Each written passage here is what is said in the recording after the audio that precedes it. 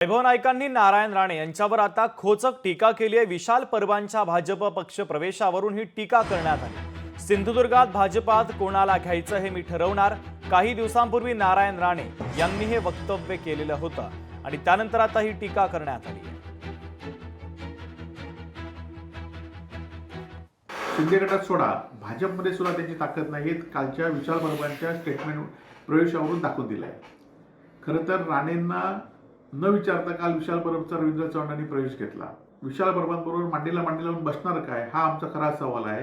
कारण निवडणुकीमध्ये विशाल परबवर drugs mafia आहेत, लँड माफिया आहेत म्हणून याच विशाल परबवर नारायणांनी आरोप केला होता। आता जे पालकमंत्री आहेत त्यांनी सुद्धा या विशाल परबला आम्ही पुन्हा उभं करणार नाही म्हणून सांगितलं होतं आणि त्याच विशाल परबांना आज भाजपमध्ये प्रवेश घेतलाय आणि हे प्रवेश घेताना राणे कुटुंबीय नव्हते ही बाब वेगळी आहे। परंतु राणेंची भाजपमध्ये काय ताकद आहे ही कालच्या प्रवेशावरून दिसून आली आहे। मी असं म्हणतो की या गोष्टीवर नो कमेंट्स दिलेली चांगली आणि आमच्या घरातलं भांडण आहे ना, घरातलं भांडण आम्ही काय ते बघू आणि आम्ही कोणाशी वाद केलाच नाही। मी पहिल्या दिवसापासून सगळ्यांशी प्रेमानेच आहे, मी कोणावर आजपर्यंत बोललो नाही। दुसरे काय बोलतात त्याच्यावर मी प्रतिक्रिया का देऊ, बरोबर ना? त्यामुळे त्यांना सांगा की गणपतीराया येत आहेत, मोदक खावा। लोकशाही मराठी ऐका, पहा, जागरूक रहा।